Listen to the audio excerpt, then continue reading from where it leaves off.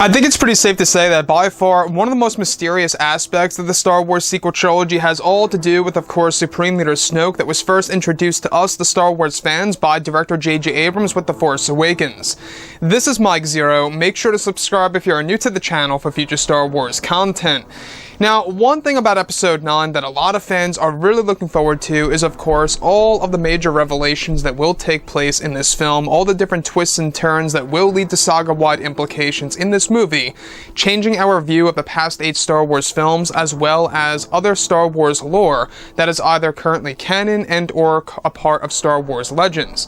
Now, on top of all of this, we do know that Disney and Lucasfilm have a plan in place in order to make this by far the darkest Star Wars film there is out of the entire Skywalker saga. It's all a matter of exactly whether or not J.J. Abrams will be able to really succeed at making that accomplishment.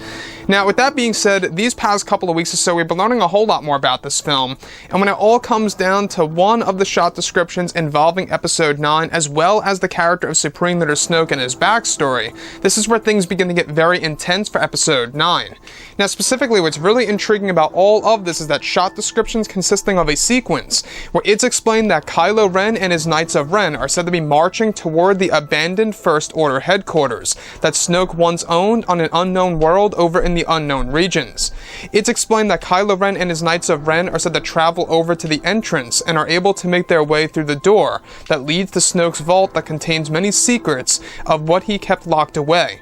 As Kylo Ren enters the vault, he comes across a large hollow projector that once Kylo Ren activates the device, it's said to project a large hologram of Supreme Leader Snoke in full color, where he is said to unveil secrets about himself when he was trying to reach Darth Sidious, also known as Palpatine. It's explained that Snoke species are called the Midwu, and that Snoke was the last of his kind, and that his species were created from the Beyond. The Midwu were said to have been created by the Beyond, which is said to be the most powerful force nexus there is in the entire galaxy.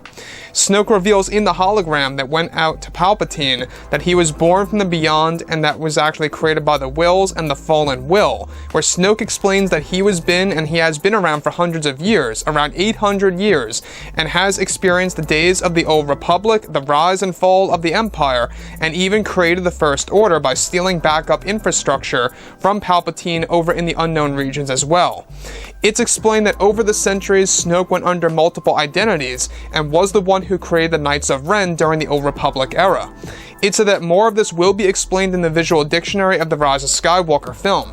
During Snoke's time in the Old Republic, he was still neither a Sith or a Jedi, but one who embraced raw power after being trained by his master Kylo Ren, who was also trained, of course, who also trained Darth Plagueis. Now, Snoke describes that in the hologram, also that over the centuries he was the leader of multiple generations of the Knights of Ren, and that he stepped down as master to the latest generation for his apprentice Kylo Ren to take over the Knights of Ren. However, the previous generations of the Knights trained by Snoke were all Force-sensitive and even wielded lightsabers. Another sequence goes over a moment where Kylo and his Knights travel to the Dark Spire, where they come across a statue of Snoke that the Forger shows them. The Forger, who is 1,000+ years old and is said to be a monkey wolf-like creature, is said to tell Kylo and his Knights a tale about Snoke and how he was said to have been trained by Kylo Ren, who was the very character who originally came up with the idea of Starkiller Base. Starkiller was to be a dark side user that Snoke once trained and is described to be Disney's version of the character from the Force Unleashed video game, who lived now during the Old Republic era, and is the reason as to why Snoke called his base Starkiller Base. So let's go over a couple of parts about this. Now, the thing that's so exciting about Episode 9 here is you can already see that JJ is really trying to tap into the character of Supreme Leader Snoke and the Knights of Ren and explaining where it all really began. The one piece that I really want to go over that I think is going to be honestly a very interesting subject that may create a divide between hardcore Star Wars fans is, of course, the recreation of the character Starkiller. Now, it's explained that at some point in time during the Old Republic era, that Snoke at least had an apprentice during that time, or at least was training a dark side user that was neither a Sith or a Jedi, but like I say, one who actually was able to train through the ways of the dark side, similar to Kylo Ren, how he too is neither a Sith and or a Jedi. It seems like that is Snoke's trend, right? The way he actually trains individuals. So Starkiller is actually said to be one of Snoke's apprentices and lived during the Old Republic. Snoke used that actual inspiration of his apprentice to name Starkiller Base, which we saw in The Force Awakens. So you can see all the connections that are being made to, of course, The Force Awakens and brand new Star Wars lore that is being introduced to the Star Wars fans by Disney and Lucasfilm. Now, I'm not quite sure, I will be honest, how I feel about Starkiller being pretty much remade into a completely different character that's based on a different point in time of the Star Wars franchise and the overall mythology.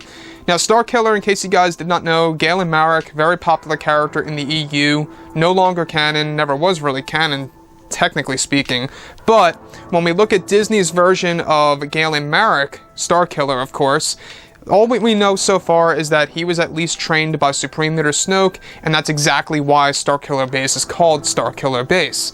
The other piece that I do want to go over that I find to be a little bit more interesting about the Knights of Ren is that there wasn't just 6 Knights of Ren. There were multiple generations worth of the Knights, and each and every Knights of Ren generation was actually trained by Supreme Leader Snoke, and this was also initially started by Kylo Ren, Snoke's master, which we'll get into that in just a second.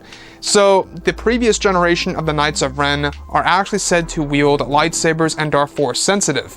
Now, this could very well explain a lot, absolutely could explain a lot as to exactly why in the new comic involving Luke and Kylo Ren involves them fighting the Knights of Ren, where one of the Knights of Ren is said to be wielding a lightsaber over Luke's shoulder. I don't know if you guys saw the comic book cover, but it's a very interesting piece. Go ahead and check it out.